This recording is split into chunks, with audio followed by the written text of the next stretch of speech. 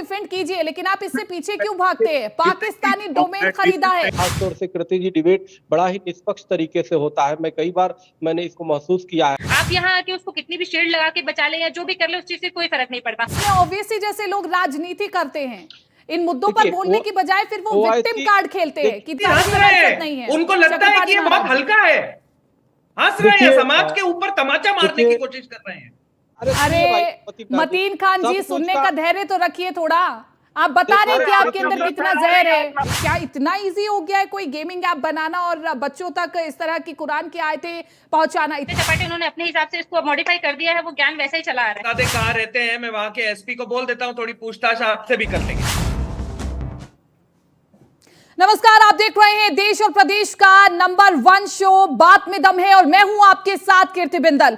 उत्तर प्रदेश के गाजियाबाद में अवैध तरीके से ऑनलाइन गेम के जरिए नाबालिग बच्चों का धर्मांतरण कराने के आरोपी शहनवाज बद्दो को पुलिस ने अपनी कस्टडी में लिया है और शहनवाज बद्दो को फ्लाइट से लेकर के पुलिस गाजियाबाद पहुंची है। मुंबई में शहनवाज की गिरफ्तारी हुई थी और गाजियाबाद पुलिस ने उसे ट्रांजिट रिमांड पर लिया है। धर्मांतरण केस में उससे पूछताछ की भी तैयारी है और गाजियाबाद जामा मस्जिद के एक मौलवी को पहले ही इस मामले में गिरफ्तार किया गया था। अब पुलिस दोनों को आमने सामने बिठा करके पूछताछ कर सकती है, लेकिन इन सब के बीच में सवाल यह है कि 12वीं पास बद्दो को अंग्रेजी की ट्रेनिंग आखिरकार कहां से मिली, पाकिस्तानी मेल आईडी बद्दो तक कैसे पहुंची है और गेमिंग ऐप को इस तरह इस्तेमाल करने की ट्रेनिंग कैसे मिली है। बद्दो को आगे करके आखिरकार असली खेल कौन खेल रहा है, पूरे मामले में वो कौन लोग हैं जो अभी पर्दे के पीछे। तो देखिए, करेंगे हम इस पर चर्चा और तमाम गेस्ट हमारे साथ जुड़ चुके हैं, उन सभी का परिचय मैं आपसे करवा देती हूं। वैभव अग्रवाल हमारे साथ नेता बीजेपी से जुड़े हुए हैं। वैभव जी, आपका बहुत बहुत स्वागत है। चंद्रमोहन शर्मा हमारे साथ नेता कांग्रेस से जुड़े हुए हैं। चंद्रमोहन शर्मा जी, आपका भी बहुत बहुत स्वागत है। स्वामी चक्रपाणी महाराज जी हमारे साथ अध्यक्ष हैं हिंदू महासभा के, वो भी जुड़ चुके हैं, आपका भी बहुत बहुत स्वागत है। MS अंसारी हमारे साथ नहीं जुड़े हैं और उनका इंतजार रहेगा क्योंकि उनसे कई तीखे सवाल रहेंगे। सोनाली गुहा फॉरेंसिक साइबर लॉ एक्सपर्ट हमारे साथ जुड़ी हुई है। सोनाली गुहा जी से हम काफी टेक्निकल चीजें समझने की कोशिश करेंगे, लेकिन इस चर्चा की शुरुआत स्वामी चक्रपाणी महाराज जी मैं आपके साथ करना चाहूंगी कि जब इस तरह के गैंग से जो कि बात बात पर फतवा जारी करने की बात कहते हैं और जब इस तरह की खबरें सामने आती है तो ये फतवा गैंग कहां चला जाता है, तब फतवा जारी क्यों नहीं किया जाता? और इस तरह की बातों को डिफेंड करने के लिए ये कहा जाता है कि कमी तो देखिए हिंदू धर्म में है, कॉन्फिडेंस उनको अपने धर्म में नहीं है, इसलिए तो वो परिवर्तित होते हैं। इस पर आप क्या कहेंगे?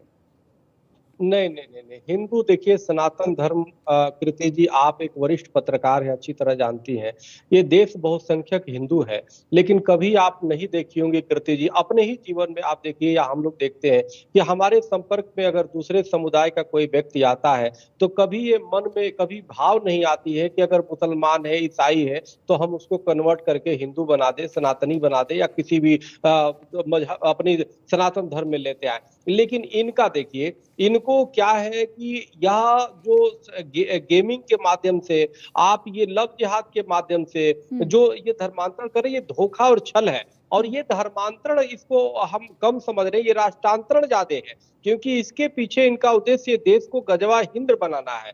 फंडिंग कहां से हो रही है, इस पर चर्चा होने की बजाय सवाल उठता है हिंदू धर्म पर आखिरकार क्यों? लेकिन MS अंसारी हमारे साथ जुड़ चुके हैं, मुस्लिम स्कॉलर है, मैं उनसे सवाल करना चाहूंगी। MS अंसारी जी, सीधे तौर पर देखिए, बद्दो तो एक मोहरा है, इसके पीछे एक बड़ा गैंग है और इसके पीछे एक बड़ा नेक्सस चल रहा है, लेकिन यहां पर दुख ये होता है कि चर्चा इस पर नहीं होती है, चर्चा भटक जाती है। जब हम सवाल पूछेंगे कि आखिरकार क्यों हो रहा है ऐसा, तो इसके इर्द गिर्द दाएं बाएं चीजों को निकाल लिया जाएगा। ये बड़े दुख की बात है और मैं उम्मीद करती हूँ MS अंसारी जी, आज आप इस मुद्दे पर खुलकर के बोलेंगे। जी देखिए, जैसे मैं अभी महोदय जी का सुन रहा था स्टेटमेंट, कह रहे थे कि गजवाए हिंद, दुर्दान, पाकिस्तान, मुसलमान, ये जो सारे वर्ड्स हैं ये पूरी डिक्शनरी बना लिया है इन्होंने और इसके बगैर इनकी कोई भी सुनिए, आप डिक्शनरी की बात करते हैं, आप क्यों इससे डिफेंड करना है? चलिए, आपको आप डिफेंड कीजिए, लेकिन आप इससे पीछे क्यों भागते हैं? पाकिस्तानी डोमेन खरीदा है, पाकिस्तानी डोमेन खरीदा है बद्दो ने। क्या नियत है इसके पीछे? पाकिस्तानी एजेंडे को भारत में फैलाना है और आप इस पर बात नहीं करेंगे, लेकिन आप जवाब देंगे चक्रपाणी महाराज जी को। अरे एक बार उनके बारे में भी बोलिए, बद्दो के बारे में भी बोलिए, ये जो पूरा नेक्सस चल रहा है इसके बारे में बोलिए। कृति जी ये नहीं बोलेंगे, आप समझिए। ये ऐसे लोग टीवी पे उनका आकर बचाव करते हैं। ये लोग अंसारी साहब जैसे लोग बुद्धिजीवी, इस्लामिक बुद्धिजीवी हैं, ये टीवी जिहाद करते हैं, उनको बचाते हैं, उनको बचा करके संरक्षण देते हैं।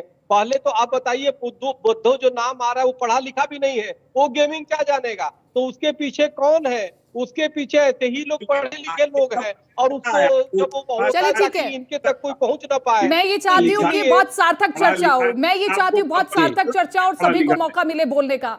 मैं एमएस अंसारी जी, सीधे तौर पर मैं आपसे ही जानना चाहती हूँ, कौन सहयोग कर रहा है ऐसे लोगों को? जी जी, कौन सहयोग कर रहा है ऐसे लोगों को? बहुत सिंपल सा सवाल। पढ़ा लिखा नहीं है, ये कब पता लगी पढ़ा लिखा नहीं? अरे अभी तो 2 दिन पहले आप उसको सारी पूरा दोषी भी ठहरा दिया था मीडिया ट्रायल में आपने। ये कब पता चला कि पढ़ा लिखा नहीं है? कौन कह रहा है पढ़ा लिखा नहीं है? नहीं, ये अगर एक 12वीं पास लड़का फर्राटेदार अंग्रेजी बोल रहा है, जिसे ऑनलाइन गेमिंग का बहुत ज्यादा ज्ञान है, उसे पता है कि उसका टारगेट क्या है, क्योंकि उसे मोटी रकम मिलेगी, जितने कन्वर्जन वो करेगा उतनी मोटी रकम मिलेगी, तो आप ऐसे लड़के को क्या शातिर लड़का नहीं मानेंगे? मैं कृति जी मीडिया ट्रायल पे बिलीव नहीं करता हूँ। ये सुप्रीम भी कह रही है, उच्चतम मीडिया ट्रायल है कि मीडिया की ये सच्चाई है। ये तो मीडिया जब सही कार्य कर रही है तो मीडिया ट्रायल। आप चाहे इसे मीडिया ट्रायल की बात कहिए, चाहे आप इसे कुछ कहिए, लेकिन जो हमारे पास रिपोर्ट्स आएगी वो हम दर्शकों तक पहुंचाएंगे। और मुझे पता है आप उस पर नहीं बोलेंगे, मुझे पता है आप दाएं बाएं इधर उधर करेंगे, लेकिन आप उस पर नहीं बोलेंगे। से पूछे कि धर्मांतरण की परिभाषा क्या है? आर्टिकल 21 भारत का संविधान जो है वो क्या कहता है कि अपने मर्जी की पूजा पद्धति, अपनी मर्जी का खान पान, रहन सहन, सबको आजादी है। और आप फोर्सली कहाँ हो रहा है? तो मैं तो कह रहा हूं कि एजेंसियां, जांच एजेंसियां काम कर रही हैं और बिल्कुल उनके खिलाफ एक्शन होगा। नहीं तो ये जो पूरा नेक्सस चल रहा है, इसके बारे में आप क्या कहेंगे? क्या चल रहा है? अभी 2 दिन पहले आपकी रिपोर्ट थी कि जो है ये लोग पढ़े हैं, बहुत बड़ा नेक्सस चला रहे हैं। 2 दिन के बाद आप कह रही हैं कि अब वो पढ़े नहीं है, इसके पीछे कोई मास्टरमाइंड। तो हमारी एजेंसियां इतनी पंगु नहीं है, ढूंढ निकालेंगी कौन से मास्टरमाइंड। अरे तो आपका भी तो कुछ राष्ट्र के प्रति दायित्व है अंसारी जी, कि खाली यहाँ पे खाने पीने और मौज करने के लिए भारत में हो। आपका भी तो कुछ दायित्व है कि इन देश विरोधियों के प्रति कुछ बोले। अभी फतवा जारी करना हो तो वो पूरा गैंग एक्टिव हो जाएगा, तब उन्हें जिम्मेदारी याद आ जाएगी कि इस्लाम में ये गलत है, वो गलत है। अंसारी जी, ये भारत भूमि एक तीर्थराय है क्या आपके लिए? ठीक है, सोनाली जी कुछ कह रहे हैं। सोनाली जी चल दो। हाँ जी। यही पहले तो दर्शकों को नमस्कार। अभी जैसे कि महोदय बात कर रहे थे आर्टिकल 21 की, तो वो हमको धार्मिक स्वतंत्रता का अधिकार देता है, ना कि फोर्सफुली किसी का धर्मांतरण कराने का। और दूसरी चीज ये बात कि अगर आप बात कर रहे हैं कि बच्चा पढ़ा लिखा है, नहीं है, जो भी है, गेमिंग में एक्सपर्ट है, वॉट एवर इट इज, अगर आप इसके लॉग्स वगैरह, जब डिजिटल फॉरेंसिक की बात की जाएगी, जब सारे लॉग्स निकल के आएंगे, आपको भी पता है कि डिवाइसेस तो उसके साथ जब्त हुए होंगे, प्रॉपर उसका फोन, लैपटॉप, उसके जो भी इंटरनेट के एक्सेस होंगे, प्रॉपर वहाँ पे ऑडिट हुए होंगे। उन ऑडिट्स की रिपोर्ट में सारा कुछ क्लियरिफाई हो जाएगा कि वो डोमेन नेम उन्होंने कहाँ से खरीदा है, डोमेन नेम, सर्वर वगैरह सारा कुछ डिटेल्स तो निकाल लेते हैं डीएनएस का। तो कहीं ना कहीं से उस बच्चे को, जो उसने अपराध किया, उसकी सजा तो मिलनी है। आप यहाँ आके उसको कितनी भी शील्ड लगा के बचा ले या जो भी कर ले, उस चीज से कोई फर्क नहीं पड़ता। और अगर आप बात करें कि सनातनी की गलती है, ये है, वो है, तो एक चीज और बता दूं कि मैं खुद हिंदू धर्म से बिलोंग करती हूँ, ब्राह्मण परिवार से हूँ, और मेरे पास इतने तरीके के बच्चे पढ़ के जाते हैं। अभी तक 14-15 लाख स्टूडेंट्स मेरे साइबर फोरेंसिक के निकल चुके हैं। मैंने आज तक कभी किसी की जात पात की बात नहीं की है। और अगर आप पुराना इतिहास की बात कर रहे हैं, तो एक बार इतिहास लेके बैठे कृपया। हमारे पास सनातन में हमारे पास जो सबूत मौजूद है ना, वो पिछले 15,000 साल से पुराने हैं। और आप आए हैं अकबर बाबर के जमाने, चलिए और मान लेते हैं 12,000 साल पुराने। तो इस विषय को लेके जबरदस्ती फोर्सफुली धर्मांतरण, आपके पास दुनिया में 47 महोदय आपके पास दुनिया में 47 देश अवेलेबल हैं। कहीं किसी तरीके की कोई चर्चा, ऐसा कुछ नहीं होता। हम हिंदू धर्म वालों के पास ले दे के मुश्किल से शायद नेपाल के अलावा कोई ऐसी कंट्री नहीं, फिर भी हम ऐसा जोर जबरदस्ती नहीं करते। और सनातन की आप देख सकते हैं, फैन फॉलोइंग ही बोल लीजिए, इतनी है कि रशिया से लेके सबको यहाँ घर वापसी कर रहे हैं। और रहा सवाल डिजिटली का, इसमें कनेक्ट होके जिस तरीके का ये हो रहा है, क्राइम जो फैल रहा है, तो इसका भी कहीं ना कहीं, अगर इंडिया में किसी भी तरीके का कोई गेम आप चला रहे हैं, तो सारा कुछ नोटिस के थ्रू डिटेल मांग के सारा कुछ निकल ही आना है। तो इसको प्रोटेक्ट करने का तो कोई तरीका नहीं।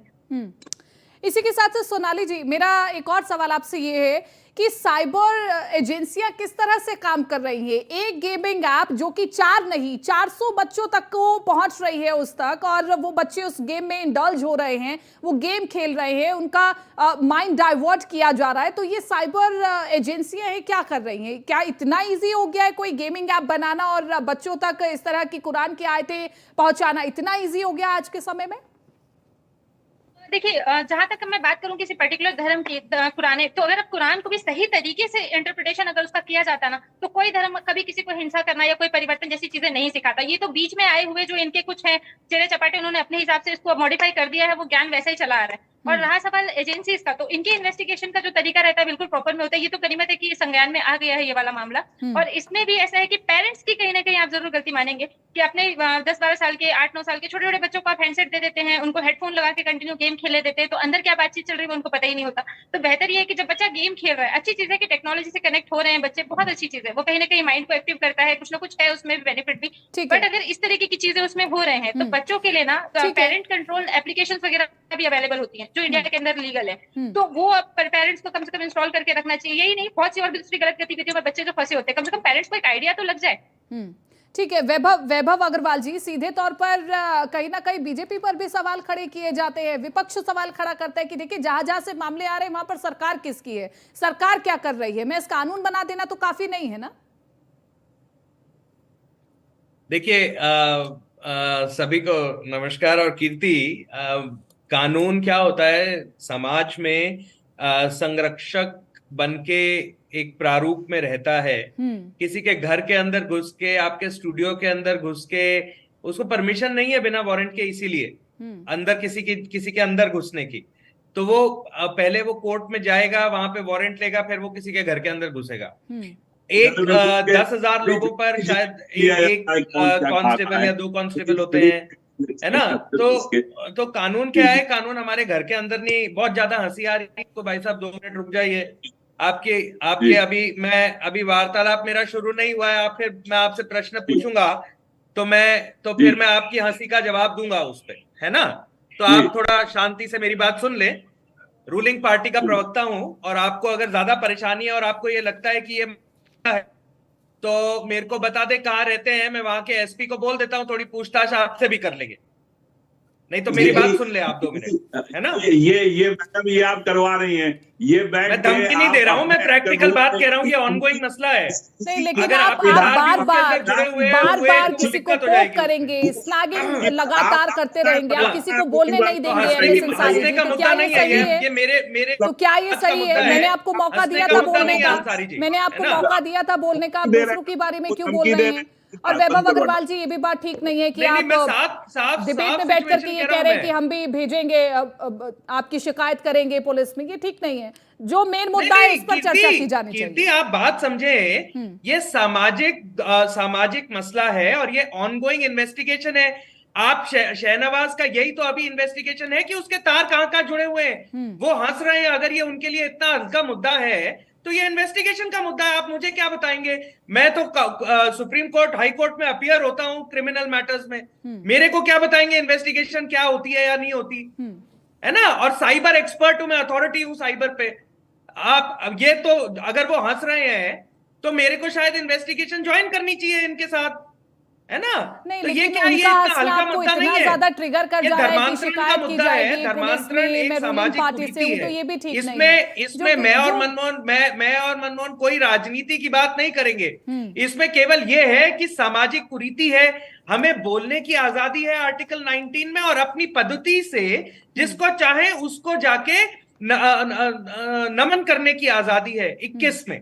तो इसके अंदर क्या है? अपन बिल्कुल सुलझे हुए प्राणी है इस मामले में। हमारा समाज, कानून बिल्कुल सुलझा हुआ है। इसके अंदर बीच में लाइन में पड़ने की कोई बात नहीं है। और ये मुस्लिम समाज के कुछ दुकानदारों की दुकानदारी का नतीजा है, जो वो ये कोशिश कर रहे हैं शहनवाज जैसे अंडर एज जुवेनाइल बच्चों के साथ। और वो अपने उल्टा नीचे ये एक वो चेन मार्केटिंग होती है ना, ये वो तरीका चला रहे। तो ये तो बहुत बड़ा किस्सा है, ये छोटा किस्सा नहीं है। जितना अंदाजा मेरे को है मैं तो आपसे ये जानना चाहती हूँ, खबर है। मैं तो ये आपसे छोटी खबर वैभव नहीं जी है, ये इसमें कई जानना नाम चाहती हूँ निकल के सीधे आने तौर चाहिए। पर, क्योंकि देखिए मेरे साथ कांग्रेस का प्रवक्ता भी है और जब मैं मुझे पता है कि जब मैं उनके पास जाऊंगी तो वो भी फिर आपसे यही सवाल पूछेंगे कि अगर आपके जहां पर आपकी रूलिंग पार्टी है, अगर वहां से इस प्रकार के केसेस सामने आते हैं तो सरकार कर क्या रही है, आप इस पर कैसे रिस्पॉन्ड करेंगे? आप अगर चंद्रमोहन पूछेंगे तो उनका सवाल सराखों पर है, वो इसलिए क्योंकि हमारी रूलिंग पार्टी है वहां पे, तभी तो हम शहनवाज जैसे लोगों को पकड़ पा रहे हैं, इन्वेस्टिगेशन हो रही है। ये आज का चक्कर थोड़ी है, ये तो पुराना चक्कर चला आ रहा है, दुकानदारी तो पुरानी है, ये आज की दुकानदारी थोड़ी है धर्म के नाम पर। तो तभी तो हमारी सरकार पकड़ रही है, उसको एक्सपोज कर रही है। चक्रपाणी महाराज जी, देखिए ये बहुत दुर्भाग्यपूर्ण है कि जब सार्थक चर्चा करने की कोशिश होती है और जब हम उम्मीद करते हैं कि तमाम जो मुस्लिम स्कॉलर्स हमारे साथ जुड़ते हैं वो इस तरह की कुरीतियों पर खुलकर के बोलेंगे, चाहे वो किसी भी धर्म में हो, लेकिन सवालों से बच जाते हैं, सवालों से भाग जाते हैं, चर्चाएं छोड़ करके भाग जाते हैं। नहीं है, उनको लगता है कि ये बहुत हल्का है, हंस रहे हैं, समाज के ऊपर तमाचा मारने की कोशिश कर रहे हैं। देखिए ये बड़ा दुर्भाग्यपूर्ण है। कम से कम हर व्यक्ति का, चाहे किसी भी जाति संप्रदाय का हो, वो एक नागरिक होने का परिचय अपना देना चाहिए। और जब एक टीवी डिबेट होता है तो टीवी डिबेट में स्वाभाविक रूप से एक पक्ष दूसरा पक्ष दोनों का जब मंथन होता है तो कुछ सही चीज निकलता है, या ये इसमें कोई दो रानी आपकी और आपका खास तौर से कृति जी डिबेट बड़ा ही निष्पक्ष तरीके से होता है। कई बार मैंने इसको महसूस किया है। तो लेकिन ये जानना बहुत जरूरी है कि वर्तमान में जिस प्रकार से धर्मांतरण हो रहा है, जिसको माननीय हाईकोर्ट, दिल्ली हाईकोर्ट ने भी इस पे टिप्पणी किया था, माननीय सर्वोच्च न्यायालय ने भी टिप्पणी किया था कि धर्मांतरण यह बहुत ही खतरनाक है और देश के लिए ठीक नहीं है। तो निश्चित रूप से कम केंद्र में पूर्ण बहुमत की सरकार माननीय नरेंद्र मोदी जी के है। मैंने कई बार पत्र दिया है, इस पे निश्चित रूप से ठोस अब कठोर कानून बनाने की आवश्यकता है, चाहे धर्मांतरण पे हो या लव जिहाद पे हो। हमारी कितनी बेटियां इसके काल के गाल में समा गई, इन नाम बदल बदल के हमारी बेटी बहनों को किस प्रकार से ये सरेआम जिहाद कर रहे हैं। धर्मांतरण मुक्त वगैरह से लेके और बच्चों तक को गेम के माध्यम से आ रहा है। तो आखिर निश्चित रूप से अब कब किस मुहूर्त का इंतजार हो रहा है। तो इसलिए जल्द से जल्द कठोर कानून बने, एक तय सीमा के अंतर्गत इनको सजा हो, क्योंकि अभी तक कोई सजा नहीं मिला। ना पड़े रहे, कम से कम जांच के नाम पर ये मामले ज्यादा लंबे ना खींचे, इस पर कोई फैसला आने की जरूरत है, यही आप कहना चाह रहे हैं, मैं समझ गई।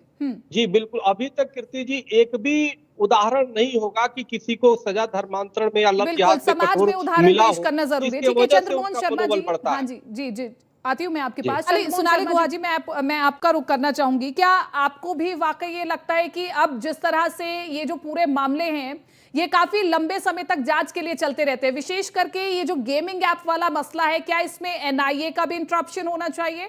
दूसरा बड़ी बात यह है कि इसमें जल्द से जल्द कार्रवाई होनी चाहिए ताकि उदाहरण पेश किया जा सके। मैं बिल्कुल इसके लिए भी कुछ ना कुछ फास्ट ट्रैक कोर्ट का प्रावधान तो लेके आना ही चाहिए, क्योंकि ये अभी एक शुरुआती दौर में पकड़ में आ गया। बिल्कुल ठीक उसी तरीके का कोई बीमारी को अगर इनिशियल स्टेज पे पकड़ लिया जाए तो इलाज संभव हो जाता है। तो ये बिल्कुल ठीक वैसी ही चीज है। और मेरे ख्याल से ना यहाँ पर जितने भी लोग हैं, आप धर्म को लेकर कृपया महोदय यहाँ पे ना ये ना करें रिप्रेजेंट कि मैं उसको बचाऊंगा क्योंकि वो मेरे धर्म से बिलोंग करता है। एक जस्टिस वाली चीज ये होती है कि अगर कोई किसी के साथ गलत कर रहा है तो किसी भी जाति संप्रदाय कुछ भी हो, उसको सजा प्रॉपर मिलनी चाहिए। और दूसरी बात ये तो यहाँ पे चाइल्ड के अगेंस्ट क्राइम है।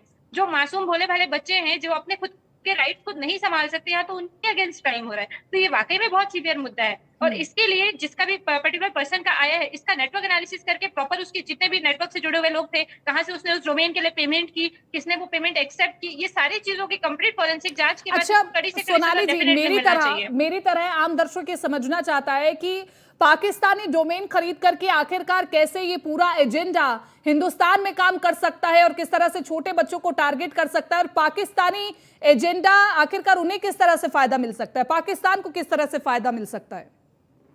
देखिए मैडम, अगर बात अपन ये करें कि वहां की अभी स्थिति तो आपको भी पता है कि क्या परिस्थिति है। लोग एक दूसरे को मार काट के खाने को अभी वो है। तो फंडिंग्स की तो अभी सबसे ज्यादा जरूरत मेरे ख्याल से उन्हीं को है। दया दृष्टि तो पूरा विश्व भी उस पर बनाए बैठा है कि कुछ खाने को दे दो ताकि 2 टाइम इनके बच्चे भूखे ना मरे। ये कंडीशन किसी से छुपी नहीं है उस कंट्री की। और रहा सवाल डोमेन का, तो जो डोमेन बिकता है ये ऑनलाइन इजिली अवेलेबल होता है, लोग इसको कहीं से भी खरीद सकते हैं। लेकिन हाँ, 12वीं के बच्चे के लिए एक डोमेन और प्रॉपर सारा कुछ मेंटेन कर पाना थोड़ा मुश्किल है। तो डेफिनेटली कहीं ना कहीं इसको फंडिंग बैकएंड पे सपोर्ट तो मिल रहा है। सोनाली .pk नहीं मिलेगा। .pk के लिए ट्रस्टी सर्विस की जरूरत होती है। .pk ओपनली रजिस्टर नहीं कर सकते आप। आपको लोकल पाकिस्तान का एड्रेस चाहिए उसके अंदर। सर कोई तो उसको सपोर्ट कर ही रहा है बैकएंड से। I am clear on that कि कोई ना कोई सपोर्ट कर रहा है, उसकी कहीं ना कहीं पेमेंट इनिशिएट हुई, कहीं ना कहीं लोकल पेमेंट हुई होगी, चलो ठीक है। और इंडियन कार्ड से पाकिस्तानी डोमेन का पेमेंट नहीं हो सकता, नहीं हो सकता। और अगर कहीं इन्होंने बिटकॉइन वगैरह का या कुछ और ऐसी डिजिटल करेंसीज का भी वो लिया है तो इसका भी आपको वॉलेट आईडी और सारा कुछ क्लियर मिल जाएगा इन्वेस्टिगेशन में। बिल्कुल shorted open and shut case है ये, कोई बहुत लंबा इसको ड्रैग करने की भी जरूरत नहीं है। अब ये डिपेंड करता है विल पावर के ऊपर कि इसका इन्वेस्टिगेशन लोग किस प्रोसीजर में और किस वे में कितना घसीटना चाह रहे हैं। और मेरे ख्याल से इसको इतना ज्यादा पॉलिटिकल पार्टीज को लेकर नहीं भूलना चाहिए। देखिए ये चीज हमारे देश के बच्चों के साथ गलत हो रही है। ये हिंदू मुसलमान की पार्टी नहीं है, हमारे यहाँ कांग्रेस भी है, बीजेपी भी है, ये दोनों साथ में है, इसलिए एक सामंजस्य बना हुआ है। बिल्कुल बिल्कुल, मुखर होकर के तमाम पार्टियों को इस पर बोलना चाहिए, इस मुद्दे पर खुलकर के बोलना चाहिए। स्वामी चक्रपाणी महाराज जी, सीधे तौर पर एक संगठन है, एक कट्टर संगठन है जिसका नाम इसमें संभावित तौर पर आ रहा है हिज़्ब उत तहरीर, जहां तक कि अगर मैं गलत नहीं हूं तो हिज़्ब उत तहरीर का नाम आ रहा है, जो कि पहले लव जिहाद के माध्यम से धर्मांतरण के इस तरह के खेल कर रहा था और अब गेमिंग ऐप के जरिए, जो कि हिंदुस्तान में बैन है। तो ये जो संभावित नाम सामने आ रहा है, ऐसे पता नहीं कितने संगठन है जो भारत में एक्टिव है, आखिरकार इन पर चोट कब होगी और किस तरह से होनी चाहिए? कृति जी देखिए, पहले तो इनकी फंडिंग रोकी जाए, पहले तो इनकी फंडिंग रोकी जाए। फंडिंग कहाँ से होती है? ये सोशल मीडिया पे जो कुछ ग्रुप्स होते हैं ना, सेल्फ हेल्प ग्रुप्स और ये वो, ठीक है सुना ये लोग वीडियोस, ये सबसे पहले तो इनकी फंडिंग रोकी जाए। देखिए एक पर्टिकुलर जिस कंट्री का हम नाम ले रहे हैं उसके पास इतना बजट है नहीं कि वो ऐसी चीजों में फंडिंग रोकी जानी चाहिए, ये तो महत्वपूर्ण बिंदु हो गया। लेकिन स्वामी चक्रपाणी महाराज जी, आप इसमें क्या ऐड ऑन करना चाहते हैं, बताइए। देखिए मूल विषय यह है कि चाहे नाम इनके अनेक है लेकिन काम एक ही है कि धर्मांतरण, काम एक ही है लव जिहाद, काम एक ही है लैंड जिहाद, और उसका उद्देश्य ये है कि कैसे देश को गजवाए हिंद बनाया जाए, कैसे देश अब गजवाए हिंद पर बात करेंगे तो फिर से लड़ाई होने लगेगी और फिर से भागेंगे, ये भी बड़ा सवाल है, क्यों चर्चा नहीं होती इस पर? नहीं कृति जी, लड़ाई से नहीं भागना चाहिए, लड़ाई तो हमें लड़ना ही पड़ेगा। आज नहीं लड़ेंगे तो 10 साल बाद लड़ेगा। जो व्यक्ति ने ये दिमाग में पाल लिया है कि 2047 तक देश को गजवाए हिंद बनाना है, आप कैसे पलायनवादी हो सकती है, कैसे आप भाग सकती हैं? वो तो ये चाहता ही है कि हम इससे बचे और वो हमें शिकंजे में ले ले, हमारी बेटियों को, बहनों को शिकंजे में ले, यहाँ मूक फकीरों को, यहाँ बच्चों को गेम के माध्यम से ले रहा है। हमें आंख बंद करके बगुले की तरह अगर हम रहेंगे तो ऐसा नहीं कि तूफान नहीं आएगा। और उत्तरकाशी में जब लव जिहाद जैसे मामले सामने आते हैं, चक्रपाणी महाराज जी, मेरा सवाल आपसे ही है कि उत्तरकाशी में लव जिहाद जैसे मामले जब सामने आते हैं और जब सब एकजुट होते हैं, जो कि एकजुट होना भी चाहिए, जब एकजुट होते हैं और जब जो विशेष धर्म के लोग हैं वो धर्म छोड़ के जाने लगते हैं उत्तरकाशी, तो ऐसे में तब भी सवाल खड़ा होता है कि ये एकता आखिरकार पहले क्यों नहीं थी, और ये एकता अब आ रही है तो क्या ये एकता आगे हमेशा बनी रहेगी? नहीं देखिए, सवाल इस बात का है, हमें लड़ाई जो है इनके जो जिहाद है, जो गलत मंसूबे हैं उसके प्रति है। और उत्तराखंड हमारा पवित्र स्थान है, देवभूमि है, बताइए वहां तक कर नहीं छोड़ा। जिस जो उत्तराखंड में बताइए हमारे धार्मिक प्रतीक है, वहां पे जिहाद शुरू और कर दिया। उसमें ओवैसी जैसे लोग राजनीति करते हैं, इन मुद्दों पर बोलने की बजाय फिर वो विक्टिम कार्ड खेलते हैं कि देखिए पलायन कर रहे हैं विशेष धर्म के लोग। जो इस्लामिक कट्टरपंथी नेता है कृति जी, ये समझ लीजिए पहले वो इस्लामिक कट्टरपंथी हैं, फिर वो नेता है। अगर जो डॉक्टर है कट्टरपंथी तो पहले वो इस्लामिक कट्टरपंथी है। अभी एक डिबेट पे बैठे थे अंसारी साहब, एक कट्टरपंथी थे, कट्टरपंथी इसीलिए मुस्कुरा रहे थे, इसीलिए वो कमेंट कर रहे थे, इसीलिए वो नॉन सीरियस तरीके से बात कर रहे थे, क्योंकि उनको अच्छा नहीं लग रहा था कि उनके जिहादियों के खिलाफ कार्रवाई की बात हो रही है। तो ये जो कट्टरपंथी है, उनके दिमाग में उनके राष्ट्र के प्रति कोई जिम्मेदारी नहीं है, उनको ये गजवा हिंद दिमाग में बैठ गया है। कृति जी, इस बात को समझना होगा। अगर हम आप आज नहीं समझेंगे तो 5 साल बाद समझेंगे, तब तक बहुत देर हो जाएगी। इसलिए इनको हमें समझना होगा, देश के सभी लोगों को, इन नागरिकों को एकजुट होना होगा और ऐसे गंदे मानसिकता के लोगों को डट के मुकाबला हमें करना पड़ेगा, नहीं तो ठीक है। वैभव अग्रवाल जी, ये कहा जाता है, वैभव अग्रवाल जी, जब इस प्रकार के मुद्दों को उठाते हैं मुकद्दर से, स्वामी जी, कोई भी पार्टी के लोग हैं, सभी विचारधारा को लोगों को एक मंच पे आना होगा। यहाँ पक्ष और विपक्ष न देखे, सब लोग एक मंच पे आ जाए और अपनी समाज की, अपनी राष्ट्र की, अपने नागरिकों की रक्षा करे। भाई, अपनी बेटी बहनों की रक्षा करने की आवश्यकता है। ये देश की संप्रभुता पे प्रश्न चिन्ह है। अच्छा, आपको लगता है वाकई ये उतना बड़ा संकट का समय आ गया है?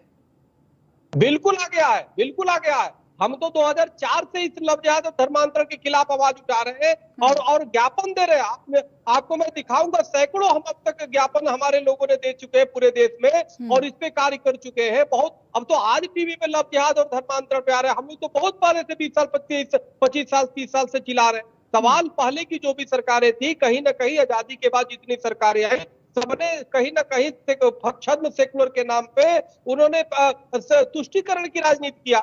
अच्छा, लेकिन अब कम से कम मीडिया जागृत हो गई। कृति जी, आप जैसे जो बड़े एंकर हैं, आप जैसे लोग जो बड़े पत्रकार हैं, आपकी जो चैनल है न्यूज इंडिया वन, नहीं, लेकिन यही बात हमारी कोशिश, चक्रपाणी महाराज जी, हमारी कोशिश यही रहती है कि जबरन धर्मांतरण, वो किसी भी धर्म में हो, जबरन धर्मांतरण कबूल नहीं है, जबरन धर्मांतरण बिल्कुल स्वीकार नहीं है और उस पर हम हमेशा सवाल उठाएंगे। ठीक है कृति जी, मेरी भी यही मानना है। हमें इस्लाम से कोई घृणा नहीं है, हमें इन कट्टरपंथियों से घृणा है, हमें इन जिहादियों से घृणा है, हमें इन जिहादियों से लड़ना है जो जानबूझ करके मासूम लोगों को एक साजिश के तहत धर्मांतरण करा रहे हैं। हम तो उसके भी खिलाफ है। लेकिन आप अकेले नहीं लड़ेंगे ना चक्रपाणी महाराज जी, उसके लिए तो फिर तमाम लोगों को एकजुट होना होगा। ठीक है, वैभव अग्रवाल जी, मेरा सवाल आपसे है, सवाल सीधे तौर पर यही है कि आपसे ये कहा जाता है कि फिर आप हिंदू राष्ट्र बनाने की बात क्यों करते हैं? अगर मुस्लिम लोग, अगर हिंदू लोग मुस्लिम में कन्वर्ट होते हैं तो ये गलत है, लेकिन हिंदू राष्ट्र बनाना सही है। कीर्ति जी, मतलब मुझे बड़ा सरप्राइज हो रहा है कि आपने मेरे से ये प्रश्न पूछा। भाजपा के कौन से नेता ने ऐसा बोला कि हिंदू राष्ट्र बनाना है? हमने तो बोला एक राष्ट्र सर्वश्रेष्ठ राष्ट्र है। हो सकता है सर, आप हैरान मत होइए, हम न्यूज़ वन इंडिया पर बहुत से ऐसे बयान चलाते हैं, वरना हमारे ऊपर आरोप लगेगा कि हम आपके पक्ष में बोलते हैं, इसलिए जरूरी हो जाता है कि सभी को दिखाना नहीं है कि मेरी, देखिए ऐसा है कि मैं राष्ट्रीय प्रवक्ता हूं, मेरे को नहीं पता है कि हमारी राष्ट्रीय कोर टीम में से, सीनियर टीम में से किसी ने बोला हो ऐसा जो कि अथॉरिटी रखता है हिंदू राष्ट्र बनाने की। तो हम तो एक भारत श्रेष्ठ भारत, सर्वश्रेष्ठ भारत की बात कर रहे हैं, यूनिफॉर्म सिविल कोड की बात कर रहे हैं। एक बार को स्वामी चक्रपाणी या उनके जो साथी हैं और जो हमारे धर्मगुरु हैं, अगर वो आवाज उठाए भी तो ठीक है, वो उनकी अपनी सोच से आवाज उठानी है। सरकार सबके लिए है, हिंदू मुस्लिम सिख ईसाई, कोई दिक्कत नहीं है। अगर चाइना के लोग भी यहाँ तो वो भी आ जाएंगे, कोई दिक्कत नहीं है, सरकार उनके लिए भी है। अगर वो भी आके यहाँ गड़बड़ करेंगे तो सरकार इतनी सक्षम है कि उठा के बंद कर देगी, कोई दिक्कत नहीं। और आपको मैं एक बात और बता दूं, शाहनवाज की इन्वेस्टिगेशन जो हो रही है वो नॉर्मल पुलिस की, यूपी पुलिस की इन्वेस्टिगेशन नहीं है। शाहनवाज की इन्वेस्टिगेशन जो है वो एसटीएफ के अंडर में है। गाजियाबाद कमिश्नर दिनेश जो है, उनके पास एडिशनल चार्ज है एसटीएफ का, इसलिए गाजियाबाद में इन्वेस्टिगेशन हुआ। आपको आप ये समझे कि ये मैटर बहुत बड़ा मैटर है, ये मामूली मैटर नहीं है। अभी जैसे सोनाली ने अभी बोला, डोमेन नेम का आपने भी जिक्र किया, पाकिस्तानी डोमेन नेम को खरीदने के लिए मेरे पास भी है पाकिस्तानी डोमेन, लेकिन वो क्योंकि हमारा वहां पे एक पार्टनर है जिसके नाम से हमने खरीदी है, जिसने पेमेंट करी है, इंडियन कार्ड से पेमेंट नहीं हो सकता है वहां पे, है ना? तो आपको वहां पे लोकल एड्रेस चाहिए होता है डोमेन खरीदने के लिए। तो ये क्या है, ये बड़ा गेम है और ये दुकानदारी है धर्म के नाम पे। ये जिस दिन आ गई, जिस दिन खुल गई और खुली रही है परतें एक बाय एक, है ना? और इसको यदि थोड़ा सेंसेशनलाइज भी कर रहे हैं लोग तो वो होना भी चाहिए, क्योंकि समाज में सेंसेशन के बिना थोड़ी अवेयरनेस नहीं बढ़ती है। समाज में थोड़ा सा ताली बजाने का चाहिए होता है कि भाई आपको जब ये बताना होता है कि कीर्ति बिंदल बहुत अच्छा काम कर रही है चैनल में, तो उसको थोड़ा सा चमकाना भी पड़ेगा, थोड़ा सा शोर भी मचाना पड़ेगा, नगाड़ा भी चाहिए होगा उसमें, ऐसे नहीं बनेगा, है ना? इसीलिए इतने टाइम से कानून का उल्लंघन होता है जब मस्जिद के ऊपर स्पीकर लगते हैं। हिंदुओं में तो नहीं लगता, क्योंकि हिंदुओं को इतना फर्क ही नहीं पड़ता। हिंदू अपने घर के अंदर बैठते हैं, सब लोग आपस में मिलके पूजा अर्चना करते हैं, मजे आते हैं, मजे करते हैं, उसके बाद वो क्या कहते हैं उसको, प्रसाद लेते हैं और घर जाते हैं, मजे करते हैं। हमारे लिए तो मिलने का भी एक बात है, हम ध्यान करते हैं लेकिन मिलने का भी है। लेकिन अलग समाज में जो, जिनको हम पीसफुल कहते हैं या शांति प्रिय लोग कहते हैं, मुस्लिम समाज में ये एकाकरण करने की बात है। मुस्लिम समाज में ये कट्टरपंथी की बात है। ये कहते हैं नहीं, हमें लाउड स्पीकर लगाए। क्यों भाई, मैं क्यों सुनूं नमाज? मेरे को नहीं सुननी, आर्टिकल 21 में मेरे को फ्रीडम है ना, मैं क्यों सुनूं? अच्छा, फिर हमारे लोगों ने जब अपने हिंदुओं में जब यानी कि कुल लगाए और हनुमान चालीसा बनाई कि जो कानून बनाए गए हैं अगर उनका पालन किया जाए तो इस प्रकार की कुरीतियों को निश्चित तौर पर कम किया जा सकता है। मैं समझ गई, ठीक है, मैं आप सभी के पास वापस लौटूंगी, मुझे यहाँ पर एक बहुत छोटे से ब्रेक लेने की जरूरत है। और ब्रेक के बाद एक बार फिर से आप सभी का स्वागत है। अवैध धर्मांतरण की ये तार कहां कहां जुड़े हुए हैं, इस पर हम चर्चा करने की कोशिश कर रहे हैं। समाज में इसको लेकर के कितनी जागरूकता है और कौन कौन इस कुरीति पर खुल करके बोलने के लिए तैयार है, इसलिए चर्चा रखी गई है। और तमाम गेस्ट हमारे साथ जुड़े हुए हैं। स्वामी चक्रपाणी महाराज जी, मतीन खान हमारे साथ फोन लाइन पर जुड़ चुके हैं, मुस्लिम स्कॉलर हैं। मतीन खान जी, आपसे पहले MS अंसारी जी हमारे साथ जुड़े हुए थे, हमने उनसे कई सवाल किए लेकिन वो गुस्सा करके चले गए। मेरा सवाल आपसे ये है कि क्या इस तरह की कुरीतियों पर बात करना गलत है, और अगर इन कुरीतियों पर बात करी जाएगी तो इस पर खुलकर बोलने में आखिरकार गुरेज क्यों? कुरीति आप किसको कह रही हैं? अवैध धर्मांतरण को, बच्चों को निशाना बनाने को, बिल्कुल छोटे छोटे बच्चों को टारगेट करने को।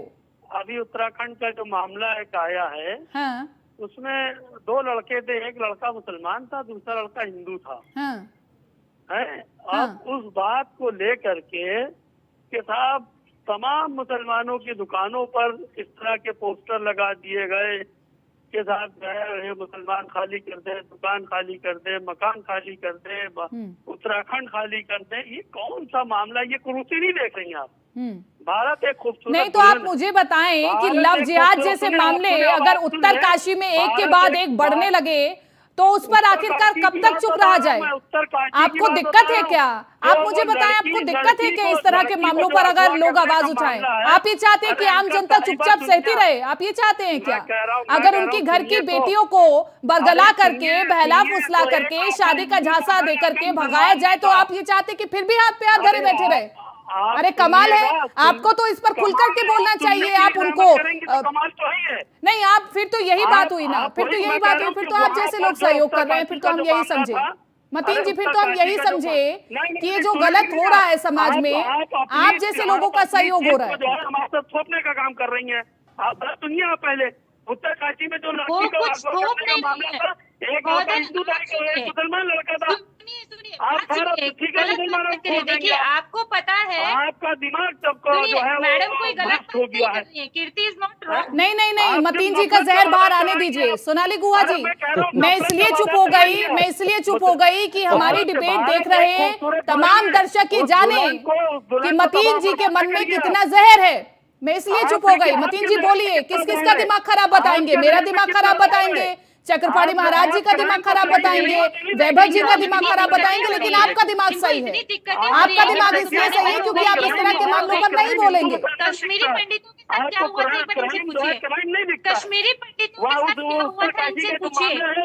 हिंदू है महोदय, हिंदू मुसलमान की बातें हो गई, मुसलमानों की दुकानें बंद हो गई, सब समझ में आ रहा है, पूरा देश बन रहा है ये चीज। आपने कश्मीर में क्या किया था? आप लोगों ने कश्मीर में क्या किया था ब्राह्मणों के साथ? भारत को बर्बाद करना चाहते हैं आप लोग। दिमाग खराब हो गए महोदय। कोई दिमाग खराब नहीं है। अब अगर क्वेश्चन एक मैं भी पूछ रही हूँ तो आंसर तो मुझे भी मिलना चाहिए ना कि कश्मीरी पंडितों के साथ क्या हुआ था? आपको अभी अखत है ये चीज कि वहाँ पे मुसलमानों के साथ पूरा हो रहा है। कश्मीरी पंडितों के साथ क्या हुआ? उनकी तो घर, जमीन, बच्चे, इज्जत सब लूट ली गई थी वहाँ। नहीं मतीन खान जी, आप मुस्लिम स्कॉलर हैं और मुझे आपसे ये उम्मीद नहीं थी कि आप इस तरह की भाषा का इस्तेमाल करेंगे। आपसे सीधे तौर पर पूछा गया था, आप कहते कि नहीं, इस कुरीति के खिलाफ हूं मैं बोलूंगा, अवैध धर्मांतरण कहीं भी है मैं उसके खिलाफ बोलूंगा, लेकिन आप तो सबके दिमाग की यहाँ पर रिपोर्ट देने लगे। नहीं कर रहे, हिंदू कभी नहीं। उनको पता है कि हमें धर्मांतरण की जरूरत नहीं है। हम सनातनी 15,000 साल पहले से। स्वामी चक्रपाणी महाराज जी, उत्तरकाशी का मसला आपको पता है। अब इसमें ये ऐसे डिफेंड करेंगे कि एक मुस्लिम लड़का था, एक हिंदू लड़का था। ये डिफेंड करने का तरीका है। सच्चाई सुनने की अरे मतीन जी रुकिए, मौका दूंगी आपको। अगर आप सही भाषा का इस्तेमाल करेंगे तो आपको मौका दूंगी। आपका नाम स्वामी चक्रपाणी महाराज जी नहीं है, बोलने दीजिए स्वामी चक्रपाणी महाराज जी। सब कुछ का उपाय है, सब कुछ की, सुन लीजिए मतीन जी, सब कुछ की दवा है, सब कुछ का। अरे मतीन खान जी, सुनने का धैर्य तो रखिए थोड़ा। आप बता रहे हैं कि आपके अंदर कितना जहर है, आप बता रहे हैं, खुद ही बता रहे हैं आप। मुझे तो कुछ कहने की जरूरत ही नहीं है। सबको समझाया जा सकता है। देखो मतीन खान जी का जब मती खुद भ्रम में है, मती खुद खराब है, तो दूसरे को तो खराब कहेगा ही। जाकी रही भावना जैसी हरि मूरत देखी तिन तैसी, जैसी इनकी भावनाएं दूसरे को भी उसी तरह बोलेंगे। तो ये मती तो इनकी खुद ही खराब है, मतीन जी का। सवाल इस बात का है, जो फैक्ट है उससे बोलिए ना भाई। जब हिंदू बेटी बहनों का के साथ हो रहा है अन्याय, लव जिहाद हो रहा है, नाम बदल के गुड्डू राजू नाम बदल के कर रहे हैं। एक भी हिंदू बताइए ना इस बहुसंख्यक देश में कि कोई हिंदू लड़का जो है अपना नाम अब्दुल्ला या रहीम रख करके किसी जाकर के मुस्लिम बेटी बहन के साथ ऐसा किया हो। हिंदू ही उसे जूता मारेगा, हम ही उसे जूते मारेंगे। लेकिन आप लोग महिमा मंडित करे जा रहे हैं, आप लोग बचाए जा रहे हैं, क्योंकि आपको आपका उसका संरक्षण है, आप जिहाद में उसका संरक्षण दे रहे हैं। तो सितम को देखते रहना सितम से कम नहीं होता। मेरा दावा है कि कातिल गवाहों में भी होते हैं।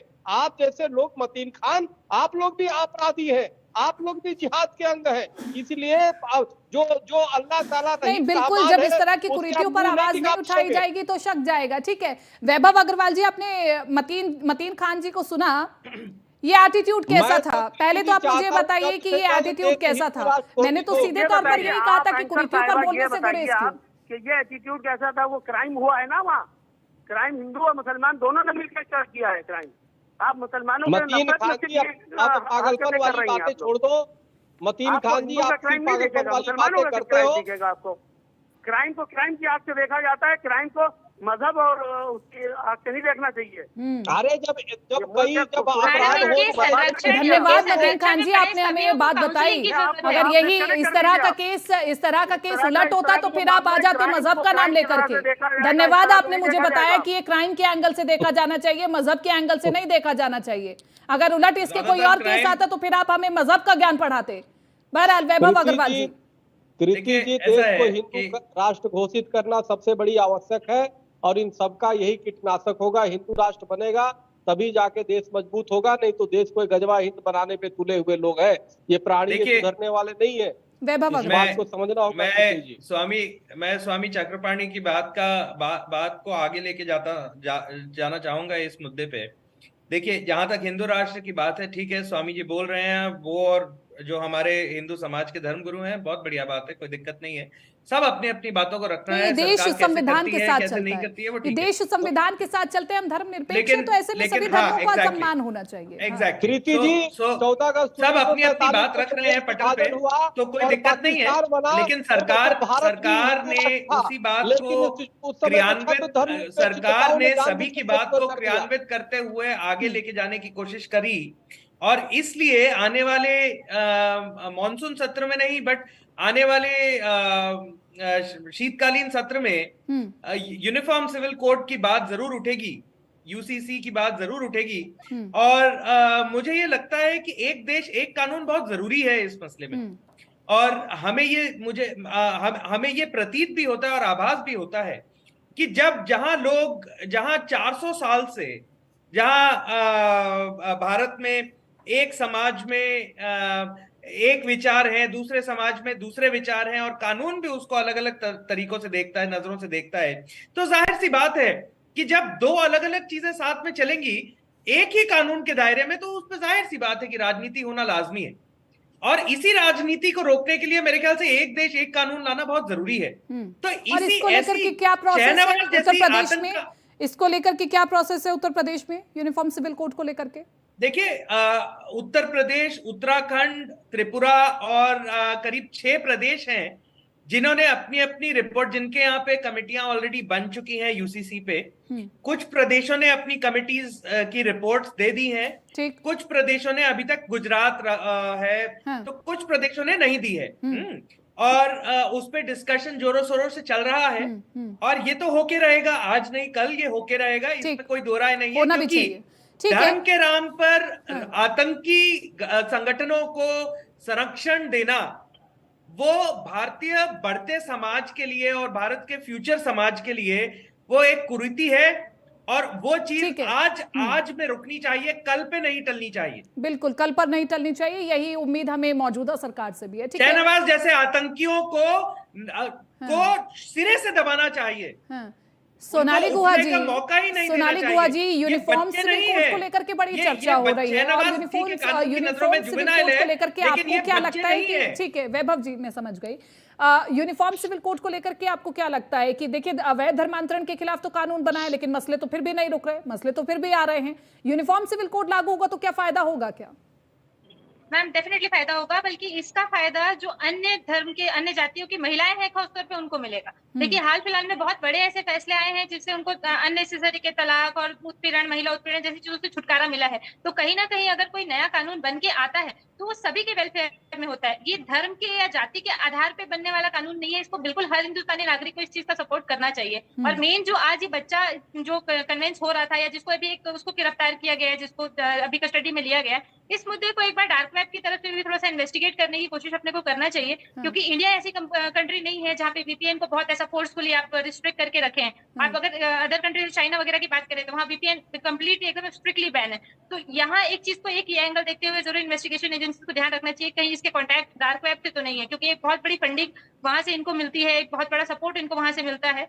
और जैसे कि मैंने कुछ देर पहले आप लोग को सभी को कहा भी था कि इनकी फंडिंग रोकी जानी चाहिए। तो हमारे इंडिया में क्या हुआ है, लोगों ने बच्चों का माइंडसेट नहीं, ये जो डार्क वेब की आपने अभी चर्चा शुरू की है, इस पर भी चर्चा होनी बहुत जरूरी है। डार्क वेब का जो मसला है, इसमें कभी तो ड्रग्स तस्करी का मामला भी सामने आता है कि ड्रग्स के जरिए लोगों को अट्रैक्ट करना, धर्मांतरण के जरिए अट्रैक्ट करना। ये डार्क वेब में किस तरह से लोग जुड़ते हैं, किस तरह से पूरा एक समूह बनाया जाता है, कैसे काम करता है, बहुत जल्दी से बताइएगा।